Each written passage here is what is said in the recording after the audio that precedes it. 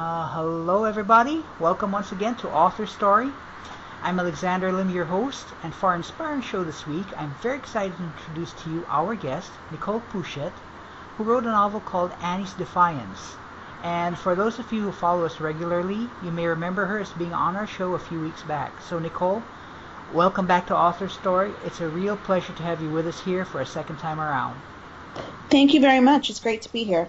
Cool, fantastic. So, Annie's Defiance. Now, the title speaks of a prequel story to this book. What's Annie's Defiance all about? Well, it's all about a lawyer who stumbles into an Incan prophecy. Okay. So this is actually book 3 of my Elemental Myths series, and this character was introduced in book 2 as the roommate of the heroine there. Okay. Annie ends up with some supernatural powers, and she's stumbling and trying to figure out how to manage those, as well as what her role is within this Incan prophecy.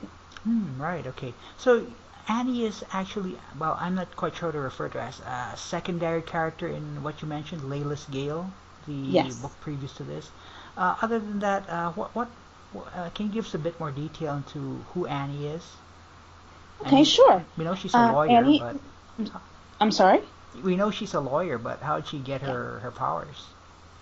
Well, I don't want to give too much away Okay, from, no from problem. Layla's Gale, but she ends up getting some powers by accident from the Mother Earth goddess, the goddess who represents Mother Earth, The Mother Earth Earth. Mother. Okay. Yeah. So she gets some powers, and she's able to teleport, and doesn't have that under her command. So she's struggling to try to control her powers of just vanishing and popping up somewhere else. All right. Well, that sounds like a pretty interesting power to have. I know. If you get talked about getting caught in traffic and gridlock, that would be a very useful power, I'm sure. It definitely would be. Yeah. All right. What can you tell us about the her suitors? The male lead protagonists. I believe there are 2 of them in the story. Can you tell us anything Correct. about them? There's 2 of them. One is a man that just appears next to her. She accidentally flashes to the Washington Monument, and she meets a man there who just wants nothing more than to make sure that she's okay. Okay. The second is a man that answers her Craigslist ad for a new roommate. So he's there as well, and so these gorgeous men are both trying to figure out what's going on with her, because in the meantime she's also sifting space and switching to different places without her control. So there's a lot going on with her, and the men are just kind of a pesky nuisance that she has to figure out what to do with them as well. Okay. All right. I got that. So, given all that she's going through, I'm surprised she'll have time for these 2 guys. Exactly. So I mean, this is definitely a romance novel Right. where there's a happily ever after with one of these guys, but Right. her main focus is trying to figure out what's going on with her and her powers and what she's supposed to do with herself. Right. Okay. I got that. Okay. Cool. So in our previous interview, we covered "Trapped by a Song," which is part of a series of books, the Beyond Fairy Tale series. And the stories of these series are essentially revised fairy tales. What's the concept behind the Elemental Myth series? Is it all about the Incas, or is it more than that? It is. Now, it's about an Incan prophecy that I pretty much made up for during the first book. Okay.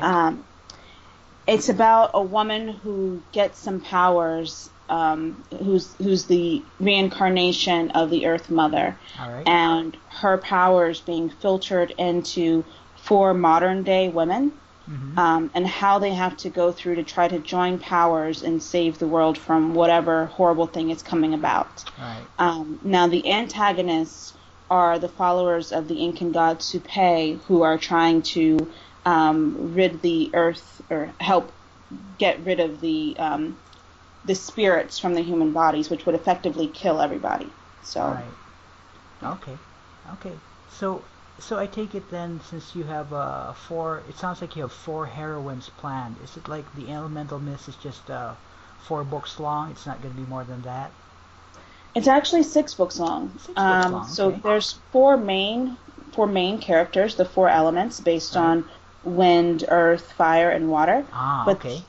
The first book was actually that Mother Earth goddess's story to understand where she came in.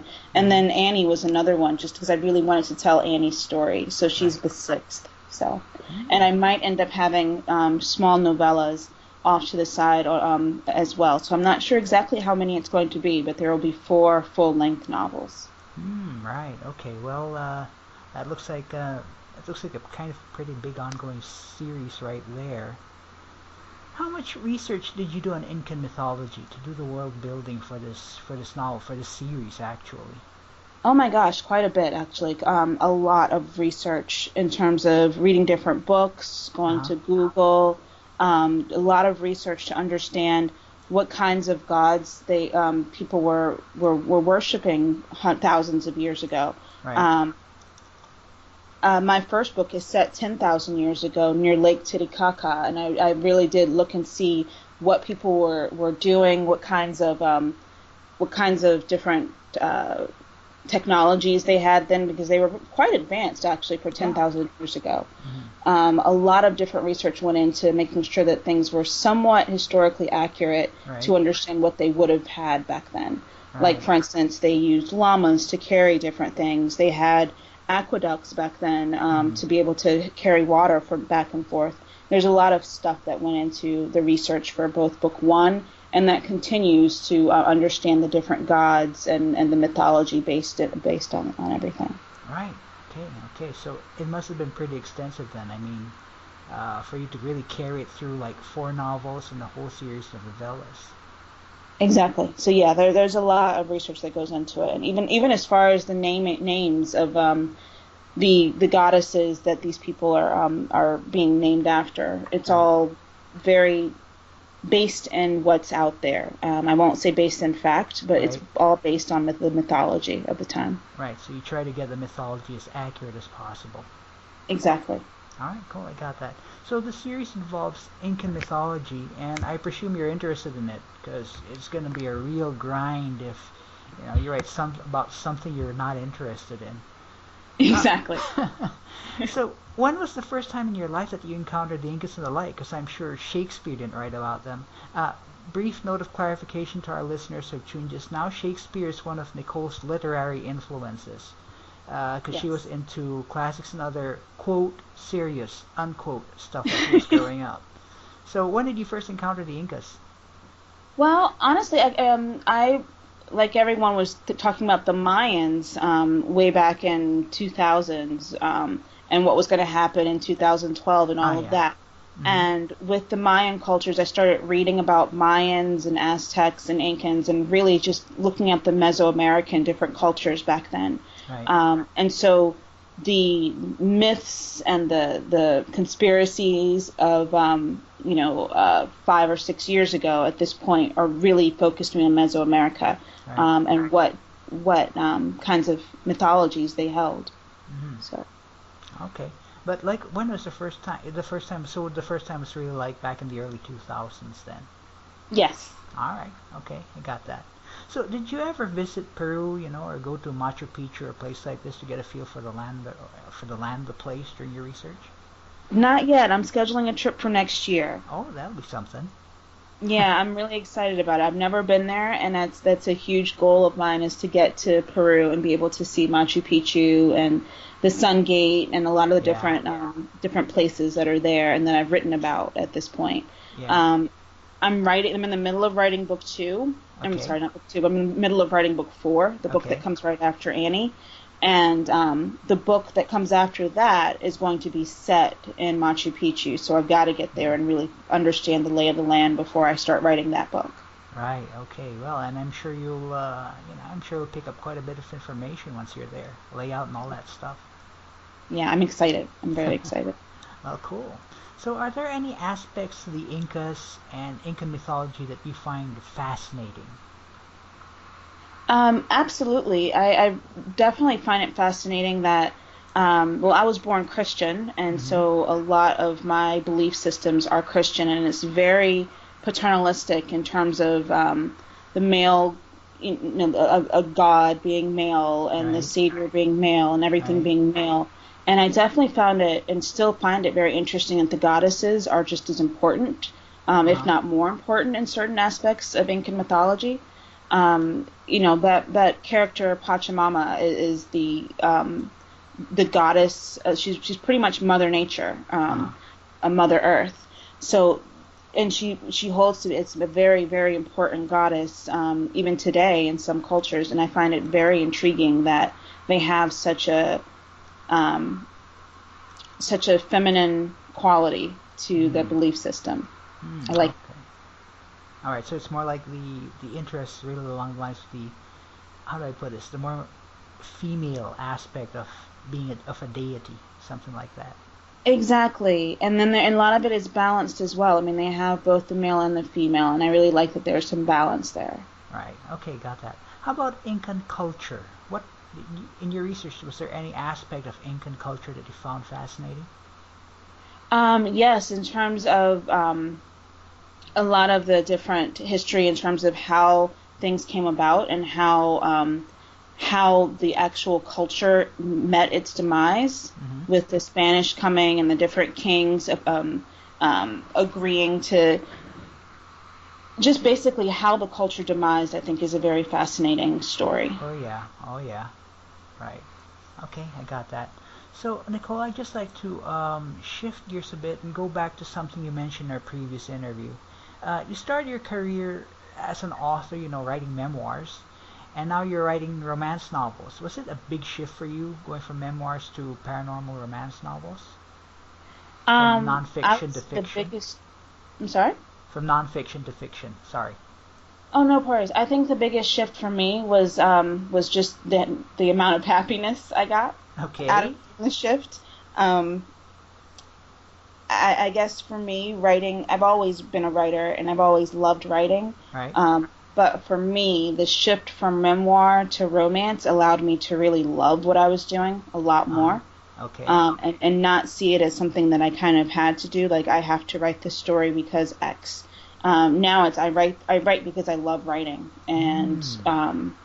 the fact that a story came out of it and that I can sell that story is a bonus. Right. So. Okay. All right. I got that. Uh, so let's compare. You mentioned that you like writing a lot more now since you're into writing paranormal romance novels.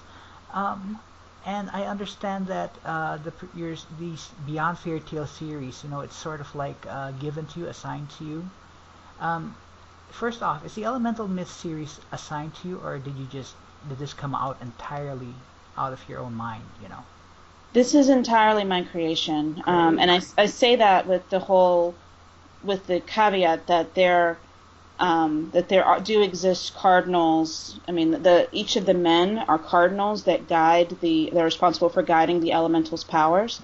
Mm-hmm. Within Incan mythology, there are cardinals they're responsible for making sure that the earth and the corporeal realm, the physical realm, stays on track. Right. So I came up with all of it, but it's a lot of it is based on certain features of Incan mythology. All right, I got that. So, which series do you like writing more, Beyond Fairy Tales or this one, The Elemental Myths? Oh, that's a hard question. I really loved writing the Beyond Fairy Tales myths Right? or story that I wrote there, just because it was kind of out there and I did whatever I wanted. Okay. Um, and it was like almost a little bit more freeing than this one, Uh huh. but I'm currently writing book 4 of this. Annie's Defiance is book 3, and I love these characters. So Right. it's almost like losing myself in a story, like reading a Mm. story when I'm writing them to some degree. All right. Okay, I got that. So, getting back to memoirs vis-a-vis romance novels, in what ways is the writing process different for you? Like, how is it different from memoirs compared to when you're writing paranormal romance novels right now? Well, for me, I will say that memoir, of course, is creative nonfiction. So you're still telling a story. Right. The only problem with memoir, and I shouldn't call it a problem, but um, you're a character yourself, so you have to try to put yourself back in that mind frame of whoever that person was 13 years ago. And so, and then there's a lot of research involved in terms of asking other people what they thought of you and what their thoughts were, so that you're creating a full picture of the story. Right. Whereas with fiction, you just can make it up all yourself, and there's no getting it right kind of thing. I mean, you do have to stay true to the motivations of the characters, Right. but you can make up what those motivations were. Okay. So, As opposed to memoir, where I had to sit down with my mom and ask, well, what was the reasoning behind X, Y, Z, right. so Right. that she could let me know what was going on in her head, and I got it accurate. Right. So, Right. Okay. So it's sort of like there's a creative freedom to doing paranormal romance novels then. exactly. All right. I got that. Yeah. Okay, so I have to ask, because it seems to me you've got a lot of projects going on at the same time. How do you manage to keep on top of everything? The research, the writing, and all that, particularly when it comes to, keeping the stories and the mythology straight. How do you keep from, I don't know, inconsistencies from taking place as you proceed with this series? I write a lot of outlines, and I also write character analyses. Right? So each character has a page of analysis about her or him. I'll write down the name, the age, where he or she lives, what kinds of things I've said about that person in the past. And that was actually very important for Annie's Defiance because, Right. as you mentioned, Annie was a secondary character from the previous book. Right. So I said all kinds of things about her in that first book, or Yeah. in that second book, that I had to then go back and literally read my work and jot down all the notes that I'd already mentioned about her to keep that consistent. Right. Okay. Got So, it. Okay, so I guess it's the same then for the research, because I mean this is like 4 novels and several novellas on, and things really have to be consistent here. exactly. Right. Okay, got that. Okay, so your characters, or at least Layla and Annie, in the excerpts that I've read, they tend to dream about sex a lot in the books. Yes. Now, I'm a man, okay, I'm a guy, and I do know guys dream and daydream about sex a lot, particularly during adolescence and young adulthood. I've also heard that the female sex drive doesn't peak until a woman turns 40 or so, and the female characters in your books aren't that old, definitely. So I just would like to ask, and I'd like to apologize to you and to our female listeners in advance for my seeming ignorance. But is this true for all women, or at least those you know, or is it just to, highlight the sexual fantasy element in your novels, because your primary readers are women? It's a little bit of both. Okay. I mean, it's a little bit of both. Yeah, I can only speak for myself. I'm not truly going around and asking all women if they're having sex dreams all the time, but I Okay. mean, I have them enough for it to not be a stretch that they're having sex dreams. All right. Okay. So. And it's also a useful tool to be able to introduce sex into the book sooner than I would like my characters to actually have sex. All right. I got that. So, in other words, I can say that what I can get from it then it is based in reality. Yes. All right. Okay. Got that. Well, thank you very much for that information. So, what makes sex and adventure a perfect match for Annie's Defiance and maybe for the series in general? Um, well, for as far as my series goes, um, a lot of what they do, the two characters in terms of the male and the female, need to bond, and a lot of that is through sex. So that's part of the whole story, is them understanding who they are through sex as well. All right. And the adventure part, what's the draw here with regards to the novels?